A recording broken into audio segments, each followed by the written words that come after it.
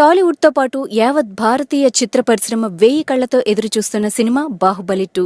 ఇంత హైప్ ఉన్న మూవీ ఎప్పుడు వస్తుందా అని వెయిట్ చేయాల్సిన పని లేకుండా రిలీజ్ విషయంలో క్లారిటీగా ఉంది చిత్ర యూనిట్. సమ్మర్ కానుకగా 2017 ఏప్రిల్ 28న బాహుబలిని రిలీజ్ చేస్తున్నట్లు దర్శక నిర్మాతలు ఇప్పటికే ప్రకటించారు. ముందుగా డేట్ అనౌన్స్ చేసింది కేవలం ఫ్యాన్స్ గురించే కాదు, మిగిలిన హీరోలు, దర్శకుల కోసం కూడా. ఎందుకంటే బాహుబలి మీద అంచనాలు ఓ రేంజ్లో ఉన్నాయి. అందువల్ల మిగతా సినిమాలు అదే సమయంలో రిలీజ్ అయితే నిర్మాతలకు ఇబ్బంది ఉండకూడదని జాగ్రత్త పడాలని. కానీ ఈ విషయాన్ని ఏమాత్రం పట్టించుకోకుండా బాహుబలిని ఢీకొట్టడానికి రెడీ అయ్యాడు సూపర్ స్టార్ మహేష్. అది కూడా ఒకే రోజున. Kollywood star director Murugadoss present మహేష్తో ఓ సినిమా చేస్తున్నాడు.